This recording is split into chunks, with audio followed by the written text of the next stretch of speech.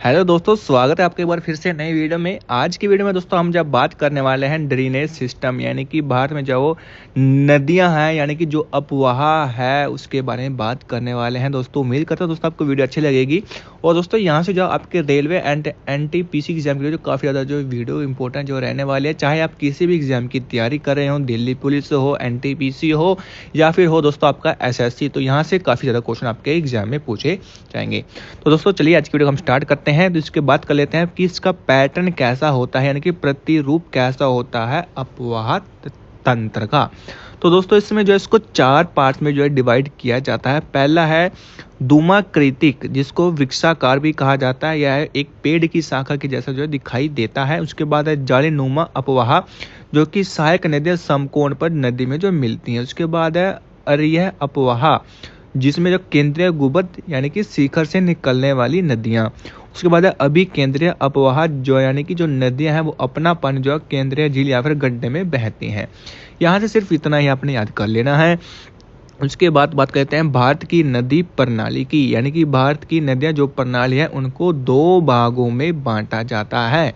Number 1 है हिमालय नदियां, यानी कि जो नदियां हिमालय से निकलती हैं। उसके बाद है प्रायद्वीपीय नदियां, यानी कि जो आपके प्रायद्वीपीय पठार है वहां से जो नदियां निकलती हैं। तो चलिए एक एक करके हम बात कर लेते हैं। सबसे पहले चलते हैं हिमालय की नदियों पर। जो हिमालय की नदियां हैं ये 12मासी होती है, यानी कि साल भर बहती रहती हैं। ठीक है, साल भर पानी जो यानी का बहता रहता है। उत्पत्ति कहाँ से होती है? ये होते हैं ग्लेशियर से, यानी कि जो ग्लेशियर होते हैं जब वो पिघलते हैं तो वहां से जो पानी निकलता है। उसके बाद है कि नदियों के पास जो अपने स्रोत से समुद्र तक जो लंबे रास्ते हैं। उसके बाद उसकी जो है हिमालय की जो है 3 प्रमुख नदियां हैं। उसके बाद जो कि हैं सिंधु नदी, ब्रह्मपुत्र नदी और गंगा, जो कि पर्वत श्रृंखलाओं के उत्तर से निकलती हैं। उसके बाद है कि कुछ हिमालयी नदियां जो कि पूर्ववर्ती यानी कि अपने मूल मार्ग का अनुसरण करते हैं, जैसे कि सतलुज, कोसी और सिंधु। अब बात कर लेते हैं प्रायद्वीपीय नदियां। दे आर दी एपिमेरल, यानी कि शुष्क मौसम के दौरान जो बड़ी नदियां जो कि अपने चैनलों में पानी के प्रवाह को कम कर देती हैं, और they have shorter and shallow course.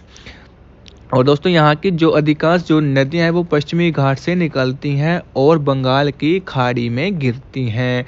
जैसे कि जो प्रायद्वीपीय नदियों के जो एग्जाम्पल है वो है नर्मदा, तापी और गोदावरी। ठीक है, अब एक एक करके बात कर लेते हैं। हम चलते हैं सिंधु नदी पर। ठीक है दोस्तों, सिंधु नदी दोस्तों की क्या है कि जो सिंधु नदी है, ठीक है, जो इसका उद्गम स्थल है सिंधु नदी का, ये आपका मानसरोवर झील के पास जो बोखरचू ग्लेशियर से होता है। इसकी भारत में लंबाई है 2880 किलोमीटर। ठीक है दोस्तों, और 1114 किलोमीटर। इसको ये जो है सिंधु नदी जो है वो आपका चीन, भारत और पाकिस्तान में बहती है। अरब सागर में जाकर ये दोस्तों गिर जाती है, और इसको जो है पाकिस्तान की राष्ट्रीय नदी भी कहा जाता है। तिब्बत में सिंधु नदी को जो सिंगी खबन यानी कि शेर का मुख के नाम से जो जाना जाता है। उसके बाद दोस्तों जो सिंधु नदी है इसके 2 आब हैं, 2 आब, ठीक है जी, यानी कि सिंधु प्लस झेलम जब मिलती है तो सिंध सागर दोआब कहते हैं। जब इसमें झेलम और चिनाब नदी मिलती है तो उसको जो है जेच दोआब कहते हैं। जब चिनाब प्लस रावी मिलती है तो इसको जो है रेचना दोआब बोलते हैं। जब रावी और व्यास नदी मिलती है तो उसको बारी दोआब बोलते हैं, और जब व्यास और सतलुज मिल जाती हैं तो उसको बिष्ट दोआब कहते हैं। उसके बाद है सिंधु जो समझौता संधि है, यानी कि सिंधु जल समझौती, जो कि 1960 में हुई थी।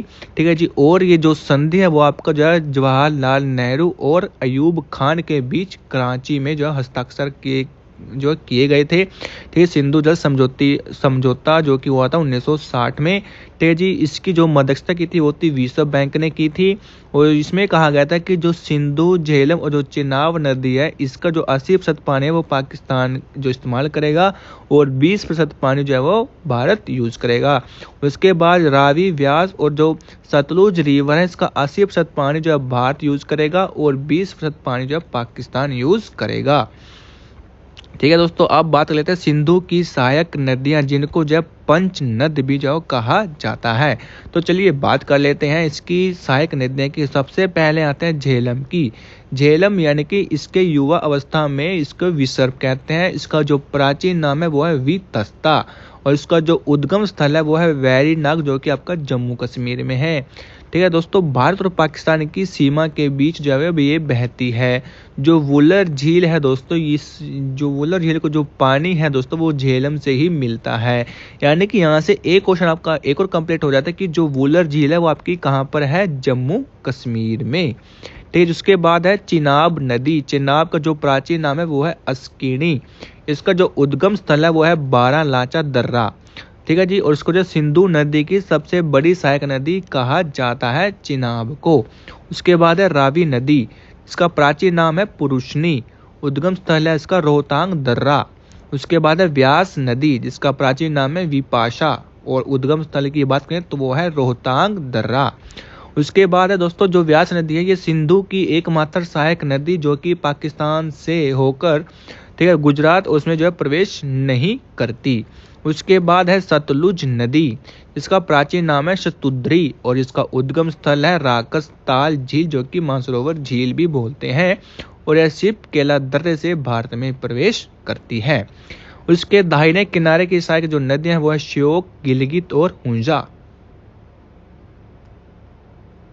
उसके बाद है ब्रह्मपुत्र नदी। ब्रह्मपुत्र नदी की लंबाई की बात करें तो वो है 2900 किलोमीटर और भारत में इसकी लंबाई है 916 किलोमीटर।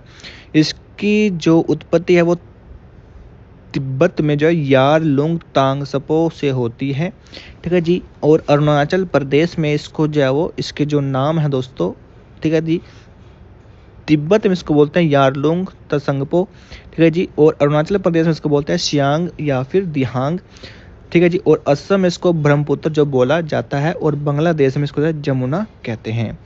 उसके बाद दोस्तों जो है नामचा बरवा से जो ये जो है ब्रह्मपुत्र नदी जो है यू टर्न जो है वो लेती है और जो है धुबरी जो कि असम में से जो है यहाँ से जो है दक्षिणी मोड़ जो है ले लेती है।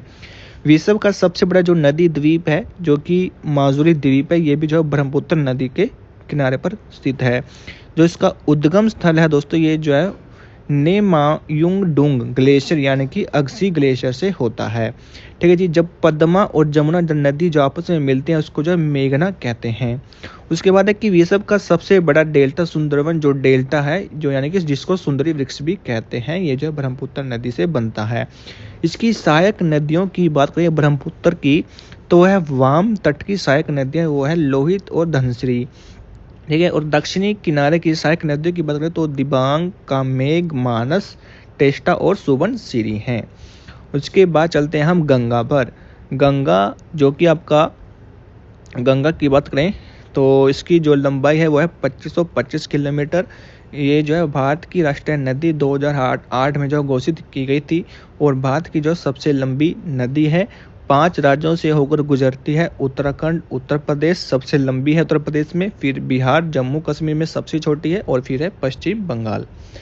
उसके बाद दोस्तों इसके बाद जब गंगा बांग्लादेश में बहती है तो इसको जो है पद्मा के नाम से जो जाना जाता है। ठीक है, और दोस्तों बोतल में जो गंगा जल रखा जाता है वो जो आपका बैक्टीरियोज फेज वायरस की मौजूदगी के कारण जो है वो ताज़ा रहता है, यानी कि पानी खराब नहीं होता। उसके बाद है यमुना नदी जिसकी लंबाई है 1370 किलोमीटर और यह गंगा की सबसे लंबी सहायक नदी है। इसकी सहायक नदियों की बात करें तो चंबल, सिंध, बेतवा, केन और टोस है। उसके बाद है सोन नदी जिसका उद्गम स्थल है वो है अमरकंटक पठार यानी कि रेडल अपवाह पैटर्न। जो इसकी सहायक नदियाँ वो है कोयल और रिहंद। उसके बाद दोस्तों जो पुनपुन है जो कि पटना के निकट फतुहा में गंगा से मिलती है। उसके बाद है कि गंगा के किनारे पर स्थित शहर कौन कौन से हैं तो वो है आपका प्रयागराज, कानपुर जो कि सबसे बड़ा है, वाराणसी और पटना। इसको दोस्तों जब पश्चिम से पूर्व के क्रम अनुसार जो रखा गया है। ठीक है जी, तो यहाँ से हमारी जो है वो रिवर्स वाला जो पूरी कंप्लीट हो जाते हैं। उम्मीद करता हूँ दोस्तों आपको वीडियो अच्छी लगी होगी। ठीक है, और यहाँ से जो आपके एनटीपीसी एग्जाम की जो काफ़ी ज़्यादा इंपॉर्टेंट जो रहने वाले हैं, चाहे आप किसी भी एग्जाम की तैयारी कर रहे हों। तो दोस्तों मिलते हैं नेक्स्ट वीडियो में।